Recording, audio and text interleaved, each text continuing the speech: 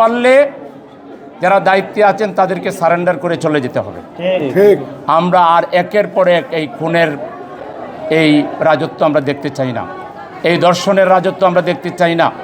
মানুষ খুনের এই মহামারী আমরা আর দেখতে এই মহানগরীর মানুষ আমরা আর সহ্য করতে পারবো না। সেজন্য এই বিচারের সমস্ত দায়িত্ব সিটিবাসীর পক্ষ থেকে আমি নিলাম। আমি আমাদের শ্রেষ্ঠ আইনজীবী, সুপ্রিম কোর্টের সিনিয়র আইনজীবী, আপনারা আমাদের আইনজীবীদেরকে চিনেন, অ্যাডভোকেট শিশির মনির আছেন, আমি তাকে রিকোয়েস্ট করব এই মামলা পরিচালনার দায়িত্ব নেওয়ার জন্য। এবং এই মামলা সুষ্ঠুভাবে হবে, বিচার হবে, আমরা খুনিদের বিচার দেখব এবং একই সাথে আমরা এই নগরের প্রত্যেকটা নাগরিক এখন থেকে সজাগ এবং সচেতন থাকব। এবং আমরা যারা ভাড়া দেন, যেসব ফ্ল্যাট মালিক আছেন, বিল্ডিংয়ের মালিক আছেন, তাদেরকে বলবো ভাড়া দেওয়ার আগে বিস্তারিত তথ্য নিয়ে লোকটাকে যাচাই করে ভাড়া দিতে হবে। এই ধরনের লম্পট, এই ধরনের মানবতা বিরোধী খুনি কি প্রকাশ্য দিবালোকে, এটা কিন্তু ঠান্ডা মাথার খুন, এটা কিন্তু স্বাভাবিক ঘটনা না। বাচ্চাটা স্কুলে যাবে, তার বড় বোন নিয়ে যাবে, মা খুঁজতেছে বাচ্চাটাকে, তারপরেই চিৎকার চেঁচামেচি, তাকে টেনে হেঁচড়ে পাশের ফ্ল্যাটে নিয়ে ঠান্ডা মাথায় তার স্ত্রীর সামনে এত বড় অন্যায়ের ঘটনা আমার মনে হয় আইয়ামে জাহিলিয়াতেও এটা ঘটেনি। আইয়ামে জাহিলিয়াতকেও হার মানিয়েছে, সীমারকেও এরা হার মানিয়েছে। সুতরাং আমরা পরিস্থিতি নাগালের বাইরে যাওয়ার আগে রাষ্ট্রের সর্বোচ্চ, আমাদের হোম মিনিস্টার কোথায়, তিনি কি এসেছেন? না। হোম মিনিস্টারকে বলবো, আপনি অনেক ভালো ভালো কথা বলেন, এই ব্যাপারে সুস্পষ্ট অঙ্গীকার আপনাদের কাছ থেকে জাতি চায়। কোনো ধরনের কোনো ছল চাতুরি, মোলা ঝোলানোর কোনো ঘটনা আমরা দেখতে চাই না। আমরা পরিষ্কার টাইমলাইন চাই এবং এই সময়ের ভিতরে এই বিচার কাজ শেষ করতে হবে।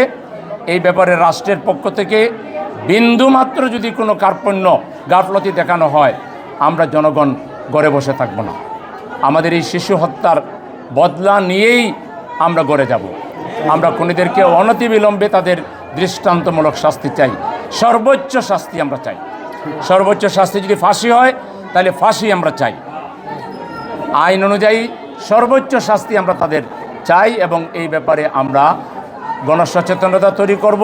আমরা দেখতেছি গত 1-2 মাসে আইন শৃঙ্খলার যে অবনতি হয়েছে, এখানে দেশে কোনো শাসক আছে, দেশে কোনো আইনের শাসন আছে, এটা আমরা বিশ্বাস করতে পারছি না। আমরা গোটা নগরবাসী চরম নিরাপত্তাহীনতায়, অনিশ্চয়তার মধ্যে আমরা জীবনযাপন করছি। নগরবাসীকে এই অনিশ্চয়তার মধ্যে, এই নিরাপত্তাহীনতার মধ্যে, এই উদ্বেগের মধ্যে রেখে রাষ্ট্রের কোনো উন্নয়ন হতে পারে না।